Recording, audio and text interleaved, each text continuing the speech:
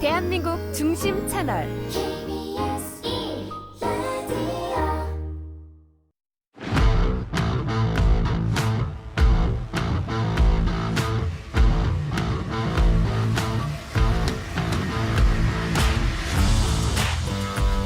한상원의 스포츠.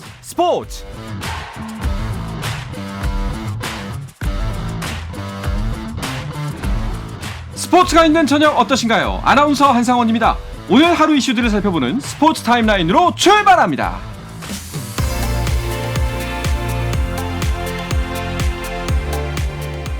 스페인 프로축구 마요르카의 이강인이 아틀레티코 마드리드와의 경기에 교체로 출전했지만 공격 포인트를 기록하지 못했고 팀의 패배도 막지 못했습니다. 프리미어리그 토트넘의 손흥민은 내일 새벽 맨유와의 중요한 일전을 준비하고 있는데요. 이 소식들은 잠시 후에 해축통신에서 자세하게 전해드립니다. 미국 메이저리그 샌디에고의 김하성이 시카고 컵스전에서 올 시즌 네 번째 멀티히트와 함께 빅리그 첫 한 경기 도루 2개를 기록했고 팀도 5대3으로 승리했습니다. 피츠버그의 배지환도 처음으로 한 경기에 도루 3개를 성공했는데요. 배지환은 LA 다저스전에서 4타수 3안타 1타점 2득점 3도루로 맹활약했고 이로써 벌써 이번 시즌 도루 10개를 채웠습니다. 피츠버그도 8대1로 승리하면서 내셔널리그 중부지구 선두를 지켰습니다.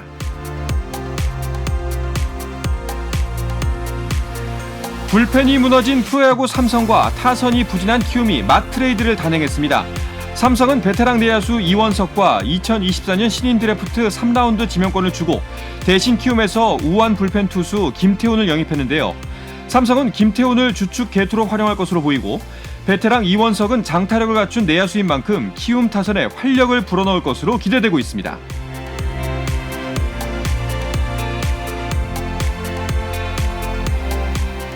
미국 프로농구 NBA 서부 컨퍼런스 플레이오프 1라운드에서 멤피스가 레이커스를 116대 99, 17점 차로 이기고 시리즈 전적 2대3을 만들며 승부를 6차전까지 끌고 갔습니다. 골든스테이트는 세크라멘토를 123대 116으로 잡으면서 3승 2패로 우위를 점했습니다. 동부 컨퍼런스에서는 8번 시드 마이애미가 정규리그 1위 미러키와의 5차전 연장전 끝에 128대 126으로 이기고 시리즈 전적 4승 1패로 앞서며 2라운드 진출을 확정했습니다. 미러키를 이긴 마이애미의 2라운드 상대는 클리브랜드를 106대 95로 이기고 4승째를 거두며 2라운드에 진출한 뉴욕입니다.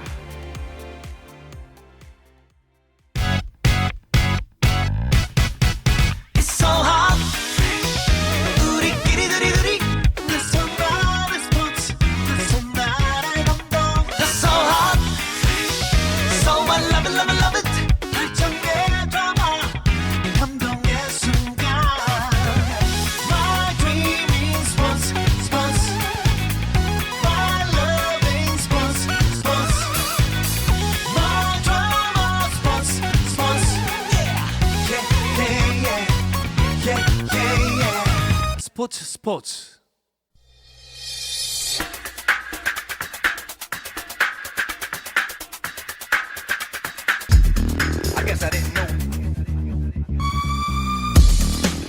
영국과 한국으로 가는 이원 축구 방송 이건 김정용의 해축통신 시작합니다. 먼저 풋볼리스트 김정용 기자와 인사 나누겠습니다. 어서 오십시오. 안녕하세요, 김정용입니다. 영국에 있는 이건 기자도 연결합니다. 안녕하세요. 네, 안녕하세요. 영국 런던에 있는 이건입니다. 이건 기자 목소리가 침울합니다. 이건 기자 얼마 전에 참사 수준의 대패 현장에 계셨죠? 네, 그렇습니다. 정말 참사였고요. 어안이 벙벙해졌던 경기였습니다. 23일 밤이었는데요. 영국 뉴캐슬 세인트 제임스 파크에서 열린 뉴캐슬과 토트넘의 경기였습니다. 토트넘이 이날 경기에서 승리를 해야지 4위권 다툼에 계속 경쟁에 참여를 할 수 있었는데 승리나 무승부는커녕 그냥 1대6으로 참패를 당하고 말았습니다. 특히나 이제 경기 시작하고 1분 만에 첫 골을 내줬고 5골 내주는 때까지 경기 시작 후에 이제 딱 21분이 걸렸습니다. 21분 만에 5골 내준 거는 프리미어리그 역대 최단 시간 5골 실점에 역대 2위에 해당하는 불명예고 꼭 승리해야 되는 경기에서 패배를 하면서 사실상 4위 경기는 물 건너갔다라고 보시면 될 것 같습니다. 그러니까요. 이 경기가 승점도 중요하지만 무조건 이겨야 되는 경기였잖아요. 1대6이 중요한 게 아니라. 그런데 1대6 패배는 진짜 어안이 벙벙하다는 표현이 정말 딱 정확하네요. 네, 그렇습니다. 이 손흥민 선수는 토트넘에 온 뒤에 5골차 패배를 당한 적이 없다고 그래요. 처음입니다. 그러니까 뭐 좀 충격적이겠죠. 네.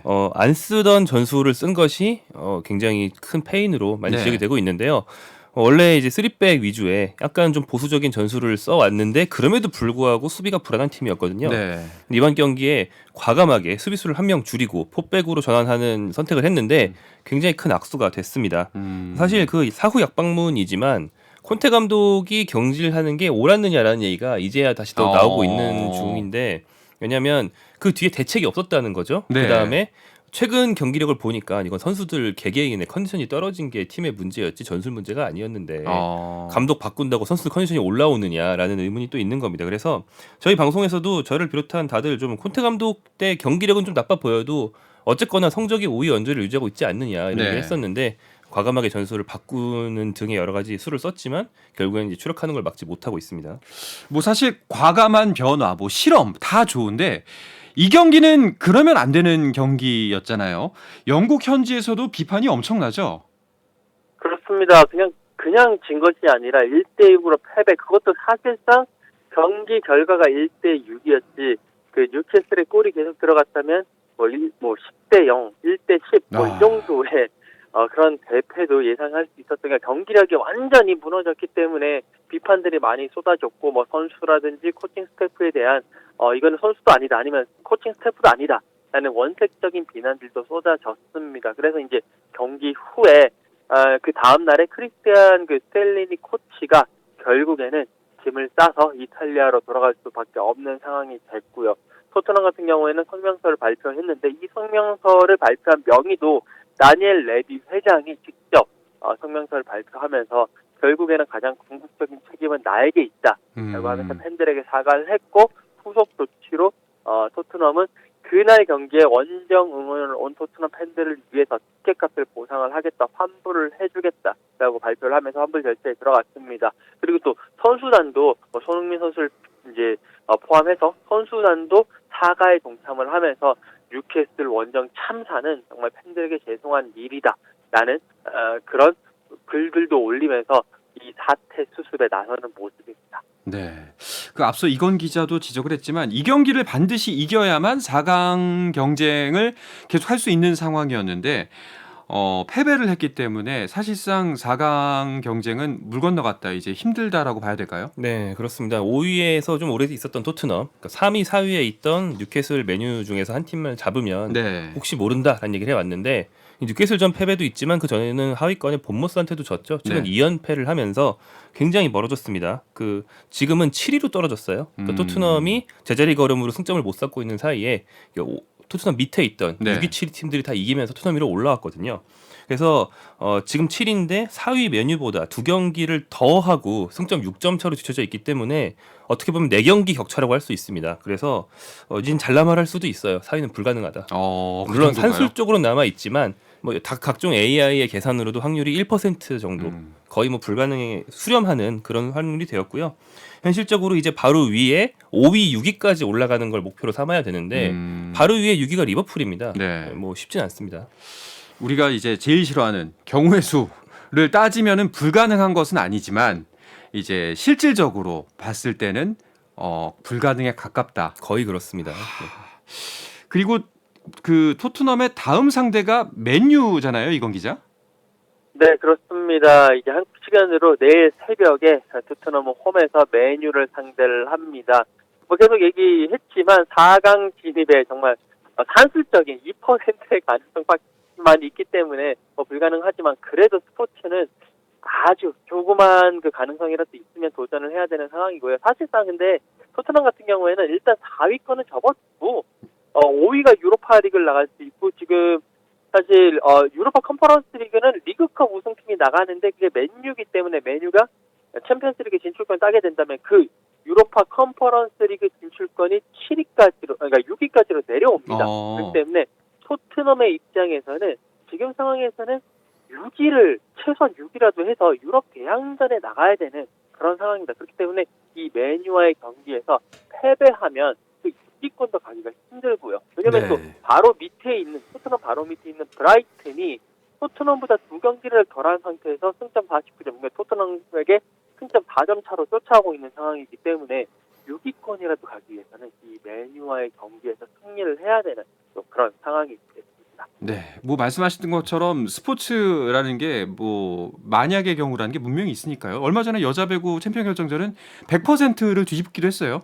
뭐 그런 부분에서는 뭐 한번 희망을 그래도 아직까지는 놓치는 말아야겠다는 생각이 들기도 하는데, 그런데 감독도 경질됐고 또 그 감독 경질된 자리에 감독 대행이 왔는데 그 대행도 경질됐고 심지어 대패까지 겪어서 현재 뭐 팀 분위기가 아닐 텐데 이런 상황에서 제대로 치를 수가 있을까요? 아, 네, 좀 어렵죠. 대행의 대행이라는 말 자체가 약간 좀 역설적이고 좀 촌극에 가까운 상황이긴 하거든요. 현재 대행의 대행으로 임명된 사람은 라이언 메이슨 네. 코치입니다. 라이언 메이슨은 91년생, 손흥민 선수보다 딱 한 살 많은 거의 오. 친구인 사람인데 현역 시절 손흥민의 토트넘 동료였다가 그 두개골 부상으로 좀 일찍 은퇴한 다음에 네. 코치로 합류한, 그래서 해리케인, 손흥민 등과는 거의 뭐 동료 같은 그런 사이죠.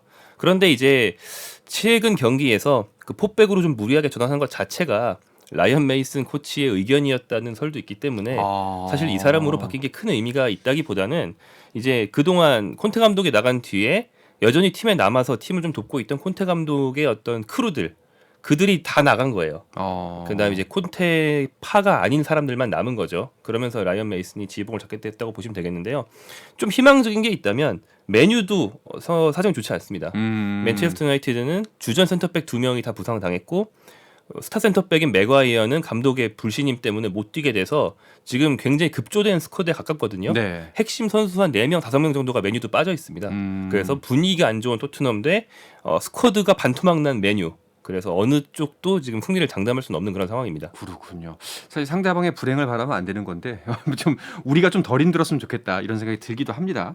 그런데 이제 스쿼드에 대한 비판도 팬들이 있겠지만 사실 그 구단 측에 대한 비판, 새 사령탑은 도대체 구하고 있는 거냐 이런 질문이 나올 수가 있거든요.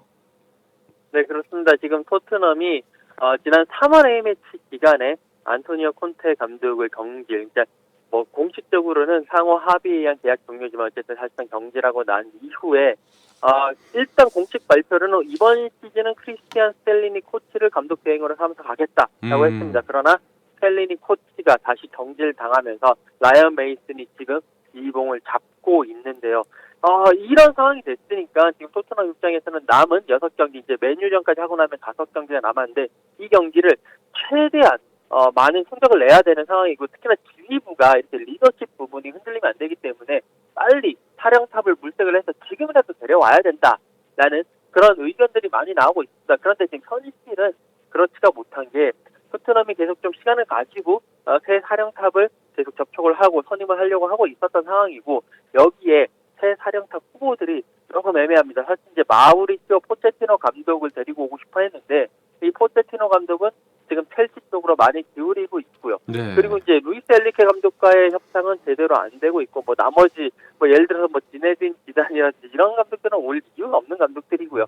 결국에는 그 율리안 나겔스만 감독이라고 옛날에 RB 라이프치히와 바이에른 뮌헨 그 감독을 했었던 감독인데 이 감독과 다시 접촉을 하면서 특히 이번에는 나겔스만 감독이 처음에는 나 토트넘 안 간다라고 이야기를 했었는데 지금 나겔스만 감독도 이래저래 갈 곳이 없는 상황이거든요. 사실 네. 나겔스만 감독이 첼시를 가려고 했었는데 첼시에는 포체티노 감독이 갈 것 같고 레알 마드리드는 안첼로티 감독을 유임시키려고 하고 있기 때문에 나겔스만 감독이 직접 토트넘을 만나보자라는 이야기까지 나왔어요. 그렇기 때문에 지금 상황에서는 나겔스만 감독이 올 가능성이 상당히 높아지고 있는데 과연 이 감독이 언제 올 것이냐, 이것이 지금 관건이 되고 있는 상황입니다. 그렇군요. 포체티노 감독이 첼시로 가는 건 거의 기정사실인가요? 뭐 아직 확정된 기사는 없지만 네. 그런 관측이 현지 보도에서 지속적으로 나오고 있고요. 네. 그래서 첼시 같은 경우는 지금 이 팀도 정말 촌극입니다. 지금 4번째 감독이에요, 이번 시즌만. 그런데 그 4번째 감독으로 이번 시즌만 잘 수습해 달라는 뜻에서 팀 레전드인 램파드 감독 대행을 선임했는데 네. 램파드 부임 이후에 5연패입니다. 정말 최악이거든요. 그래서 이제 수습도 못하니까 램파드를 당장 내보내야 되는 거 아니냐라는 말이 나오고 5번째 감독을 선임하자는 말이 나올 정도인데, 아무튼 다음 시즌 차기 감독으로는 포체티노 감독이 가장 유력한 것으로 알려져 있고요. 네. 그래서 첼시가 포체티노로 갈 경우에는 첼시라는 경쟁자가 없어지니까 토트넘이 뭐 나겔스만 같은 대어랑 계약할 수 있는 길이 열리는 거죠. 토트넘 입장에서는 굉장히 고마운 일입니다. 그렇군요. 그런데 이렇게 사실 팀 상황이 계속해서 안 좋아지면은 가장 그 토트넘의 팬들이 걱정하는 부분, 케인이 토트넘을 떠나지 않을까 이런 지점이거든요. 네, 맞습니다. 해리 케인 선수 지금 이제 토트넘과의 계약이 내년 여름까지 되어 있습니다. 근데 이제 케인 입장에서는 자신이 사랑하고 자신이 계속 뛰어왔던 이 토트넘이 너무 흔들리고 있고 특히나 케인이 프로 데뷔 이후에 아직까지 우승이 딱 한 번도 없습니다. 이런 상황에서 메뉴라든지 바이에른 뮌헨이라든지 계속 빅클럽들이 케인을 노리고 케인에게 좀 더 많이 주겠다 여러 가지 이야기들을 많이 하고 있습니다. 그렇기 때문에 토트넘 입장에서도 케인을 계속 묶어두기가 좀 쉽지만은 않은 상황이 되고 있고 특히나 이 현지의 분위기 자체가 예전에는 뭐 지난 시즌까지는 그래도 케인이 토트넘에 있어야 되지 않겠느냐라는 그런 의견들이 많았는데 지금은 이 의견들이 많이 바뀌어가지고 그래 이제 케인이 우승컵을 위해서라도 우승 메달을 위해서라도 이제는 토트넘이 풀어줄 때가 됐다. 놓아주자. 그 정도 봉사했으면 그 정도 봉사했으면 놓아주자라는 그런 여론이 바뀌고 있기 때문에 지금 상황에서는 케인은 또 다시 한 번 더 팀을 나가고자 할 거고 토트넘은 케인을 팔지 않겠다라고 하면서 충돌이 불가피해질 것으로 보입니다. 뭐 이게 고집 부린다고 될 일은 아니고 사실 우리는 그저 이제 손흥민 선수가 좀 걱정될 뿐입니다. 네, 사실 손흥민 선수는 나가기 쉽지 않거든요. 케인까지 나가면 우승할 확률이 더 떨어진 팀이기 때문에 지금 서른 줄이 된 손흥민 선수가 좀 걱정이 될 수밖에 없습니다. 그렇군요.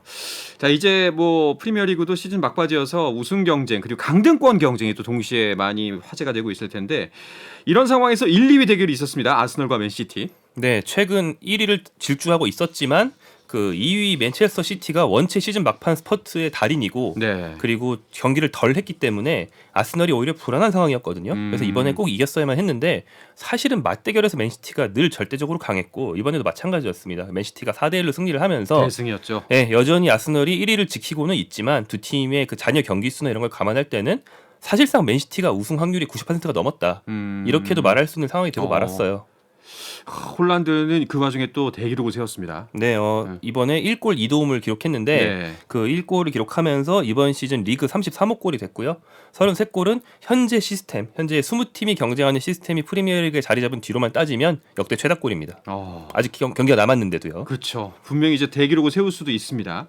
강등권 경쟁도 궁금한데요. 그 황희찬 선수가 뛰는 울버햄튼은 안심할 수가 있는 상황인가요? 어떤가요, 이건 기자? 네, 황희찬 선수가 뛰고 있는 지금 울버햄튼 일단은 안심하고 보셔도 될 것 같은데 울버햄튼이 이제 최근에 열린 크리스탈 팰리스와의 경기에서 2대 0으로 완승을 했습니다. 1대 0으로 완승을 했습니다. 그러면서 이 승리를 통틀어 힘입어서 13위로 반등을 했고요. 지금 강등권과는 9점 차를 지금 하고 있으면서 상당히 이제 남은 기간에는 9점 차, 8점 차, 9점 차 이 정도면 사실상의 강등의 위험은 없다. 이제는 울버햄튼이 조금 더 위로 올라갈 일만 남았다. 그 싸움만 하면 된다라고 보시면 될 것이다. 황희찬 선수 다음 시즌도 프리미어리그에서 볼 가능성이 높아지고 있습니다. 다행입니다. 그렇다면은 이미 승격이나 강등이 확정된 팀이 있나요? 네, 강등은 확정된 팀은 없습니다. 프리미어리그가 전력이 상당히 평준화돼서 지금 절대 약자는 없거든요. 하지만 그럼에도 불구하고 최하위 사우샘프턴은 상당히 유력하고요. 그 위에 있는 에버턴과 레스터 시티는 정신만 똑바로 차리면 지금 생존 순위에 있는 리즈 유나이티드나 노팅엄 포레스트를 끌어내리고 살 수도 있는 상황입니다. 올라오는 팀은 2부 리그에서 우승을 이제 눈앞에 두고 있는 번리, 그다음에 나란히 승격을 확정한 셰필드, 이 두 팀은 승격이 확정이 돼 있고요. 나머지 한 팀은 플레이오프를 통해서 정해집니다. 알겠습니다. 자, 그런 와중에 이탈리아에서 뛰고 있는 김민재 선수는 곧 우승컵을 들어올릴 것으로 보인대요. 이 이야기는 잠시 쉬었다가 와서 계속해서 나누겠습니다. I said the words I never said when you were with me. 국내 유일 스포츠 매거진 라디오 한상원의 스포츠. 영국과 한국을 넘나드는 이번 축구 방송 이건 김정용의 해축통신 듣고 계십니다. 풋볼리스트의 김정용 기자, 영국의 이건 축구 전문 기자와 함께하고 있습니다. 김정용 기자, 나폴리의 김민재 선수 빠르면 이번 주말에 우승컵을 들어올릴 수가 있다면서요? 네, 그렇습니다. 이번 주말 경기는 24일, 한국 시간 24일에 살레르니타라는 좀 하위권 팀을 상대하게 되는데 이 경기에서 승리를 하고 지금 2위에서 추격하고 있는 라치오가 뭐 지거나 비기면 그 순간 우승이 확정이 됩니다.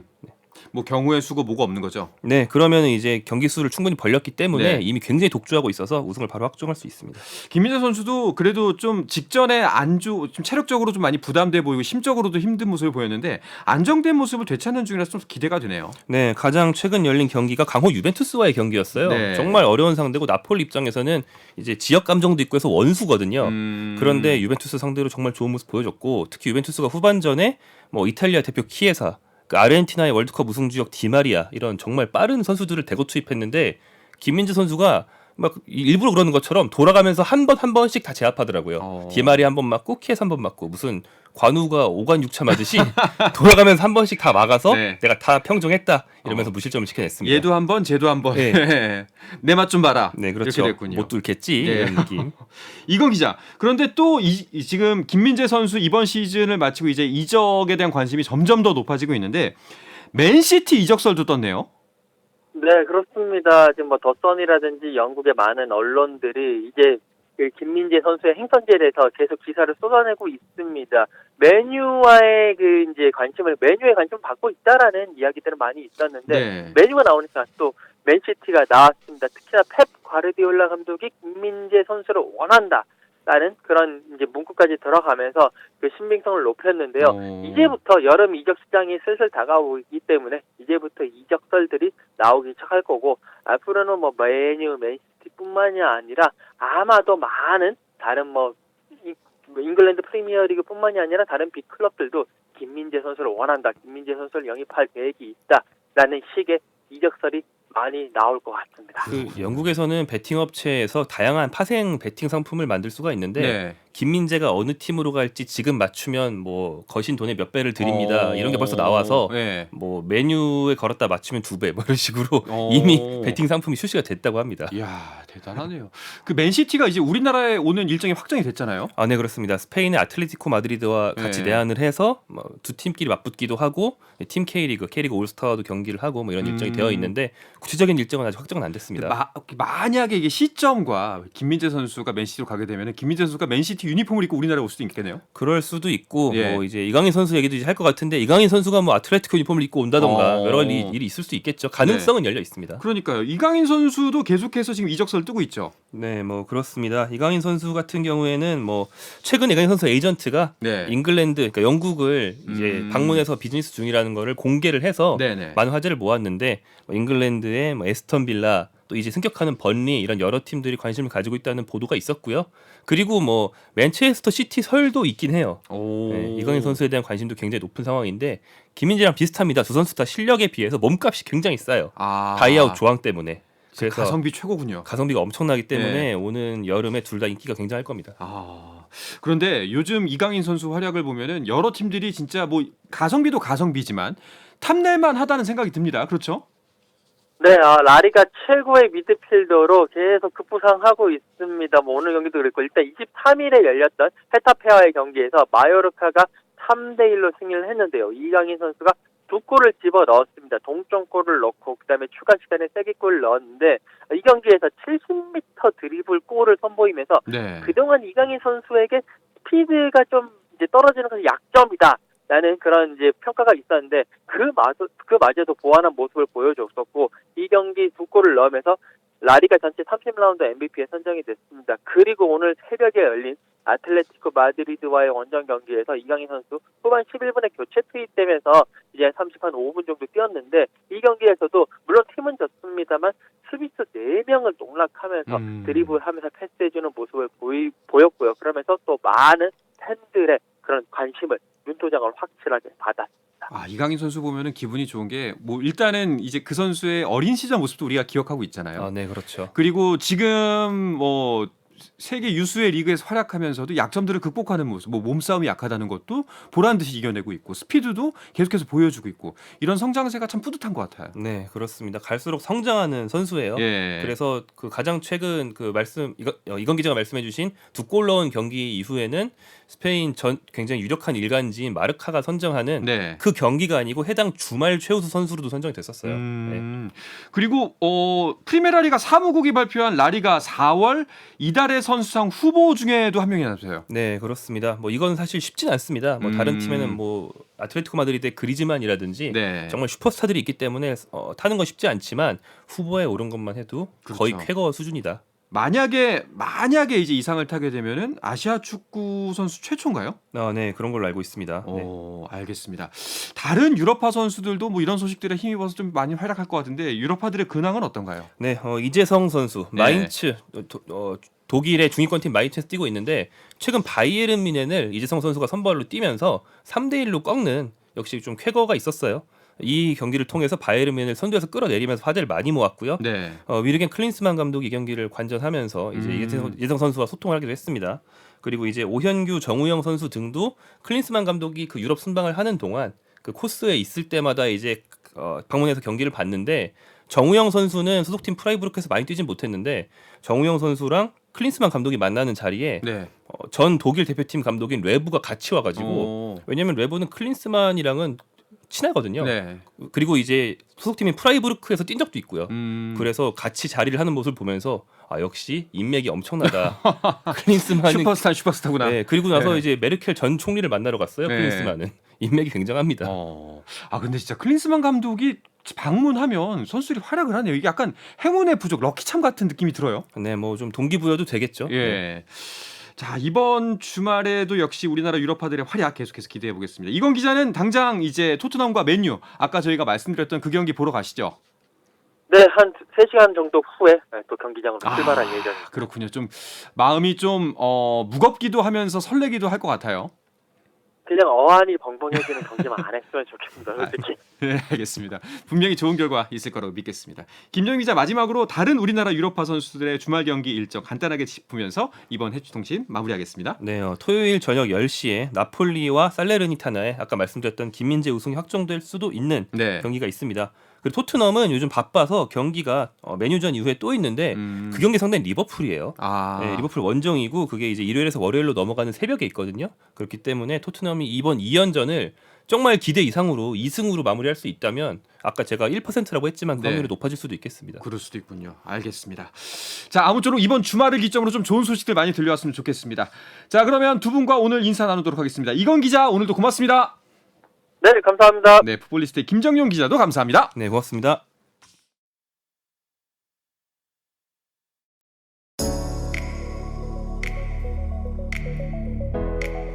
자, 내일도 저녁 8시 30분에 뵙겠습니다. 한상원의 스포츠.